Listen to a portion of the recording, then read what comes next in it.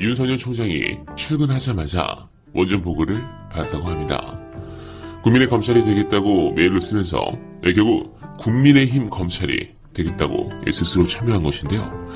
이렇게 빨리 단 며칠이라도 출근을 하려고 했던 것은 급하게 처리할 일이 있었다는 것인데 그게 이것인가 라는 생각을 하게 했는데요. 자, 그런데 벌써부터 또 일을 꾸미고 있습니다. 시작은 조선일보였는데요. 현재 주요 언론들이 신나게 보도를 하고 있죠. 관련해서 말씀드리면 대검찰청 인권정책관실이 대검검찰부가 지난달 25일 이른바 판사 사찰 문건과 관련해 수사정보 담당관실을 압수수색 과정에서 위법이 있었는지 조사 중인 것으로 확인됐습니다. 대검 관계자는 2일 대검 검찰부의 수사 절차에 대해 이의를 제기하는 진정서가 접수돼 조남관 차장검사가 인권정책관실로 배당한 것으로 안다고 밝혔습니다. 해당 진정서에는 대검 검찰부의 압수수색 당시 상위 법무부 등의 실시간으로 보고된 것은 부당하다는 등의 내용이 담긴 것으로 전해졌습니다. 이에 따라 인권정책관실은 우선 사실 여부를 확인하고 수사 필요성이 있으면 일선 검찰청에 수사 의뢰를 할 것으로 보입니다. 말 그대로 보복을 하는 것이고 또한 보여주는 것이죠.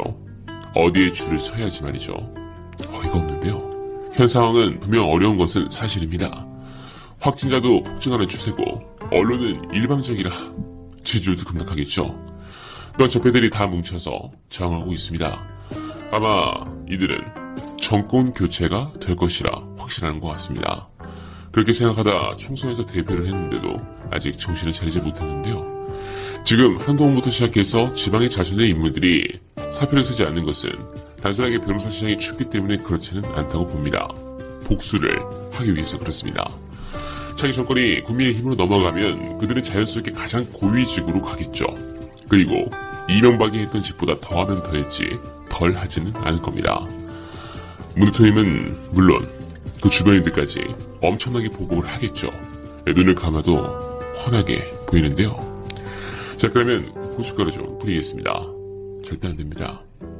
노무현 대통령이 이 모든 것을 혼자서 다 감당하셨지만 이제는 아닙니다. 국민이 있죠. 그때는 솔직히 몰랐습니다.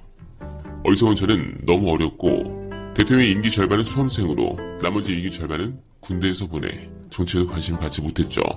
그러나 이명박을 경험하면서 그리고 낙곰수를 들으며 변화하기 시작해 여러분들의 가르침으로 점점 깨어나기 시작했는데요.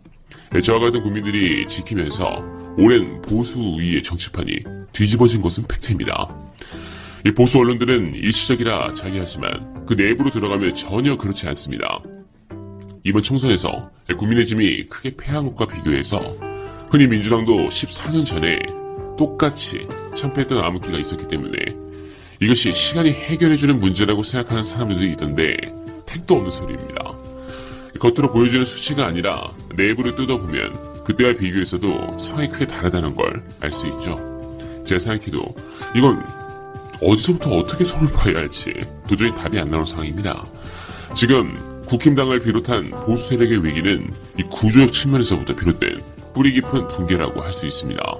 정당을 지탱하는 세 개의 축이라고 할 수 있는 인물, 이념, 지역 기반 이 모든 면이 도답인 상황인데 하나씩 한번 간단하게 말씀드리겠습니다. 일단 이념적으로 보면 자칭 보수들이 성장을 앞세우며 2006년 지선과 2007년 대선 그리고 2008년 총선까지 싹쓸이를 했습니다. 그러나 그들이 사실상 가짜 보수였고 사기꾼이었다는 사실을 국민들이 알았죠. 이유는 나라를 폭망하게 만들었기 때문인데요. 그래서 2012년 대선은 503원을 막강한 대선 후보가 있었는데도 쉽지 않았습니다. 그래서 그들은 막판 NLL 노출도 조작하며 합리적 보수, 성장 보수라는 타이틀을 버리고 반공 보수의 이데올로기에 치중하는 전략을 펼쳤고 결과적으로 당시에는 상당한 성공을 거두었었죠. 그리고 한동안 지독하게 나라를 망치며 수십 년 전의 대한민국으로 돌아가게 만듭니다. 그러나 503호가 탄핵당하고 그 뒤 촛불 정부가 들어오면서 시대가 변화하게 됩니다. 문재인 대통령의 한반도 평화 드라이브로 반공보수의 가치가 이제는 사실상 붕괴되고 있다는 것입니다. 지난 지방선거의 신북풍에서 그런 현상을 여실히 보여줬죠. 결과가 어떻게 될지는 아직 속단이 어렵지만 현재의 분위기로 만약 한반도 비핵화가 성공하고 평화체제가 들어선다면 이 반공보수는 앞으로 영영 설 자리를 이룰지도 모를 상황입니다. 그렇기 때문에 현재 시점에서 자칫 보수가 취할 수 있는 가장 영리한 포지션은 과거 한나라당의 실용주의 성장 보수의 성격으로 돌아가는 것이라고 생각합니다. 그걸 지도도 알고 있습니다. 그러니 부동산으로 공격하는 것이죠. 그러나 이제 그것도 안 됩니다. 너무도 악행을 많이 저지른 상황이고 그들이 대한정당이 될 수 없다는 사실에 비호감도가 너무 높기 때문이죠. 그래서 즉 그들의 막강한 무기였던 이념도 이제는 그 힘을 잃게 되었습니다. 그리고 더 심각한 것은 인적 네트워크, 즉 인물입니다. 공천, 개판이죠. 이유가 다 있습니다. 503호 탄핵 이후 보수와 진보의 6대4 구도의 균열이 가기 시작해서 지방선거, 총선을 거치면서 민주지향이 완전히 우리나라 주류 사회로 올라서는 시점이 지금이 아닌가 하는 생각이 들었습니다. 더불어민주당의 시스템은 이제 예전처럼 누가 함부로 공천을 휘두를 수 없는 방식이 되었고 본인의 정치적 욕심만을 앞세우는 의원들은 당원들이 심판할 수 있습니다. 이제 정치를 하고 싶으면 저 꼴통 이미지의 보수 세력보다는 세련된 더불어민주당 간판을 달고 출마하는 게 유리합니다. 따라서 엄격한 검증 시스템을 통과한 훌륭한 인재들이 더불어민주당으로 모여듭니다. 민주당은 훌륭한 후보들이 많아지게 되고 다시 선거에 승리하는 이런 선순환 구조가 만들어지게 됐다고 생각합니다. 그런 면에서 이제는 인물도 그들한테는 악재가 된 상황인데요. 마지막으로 지역구도도 끝났습니다.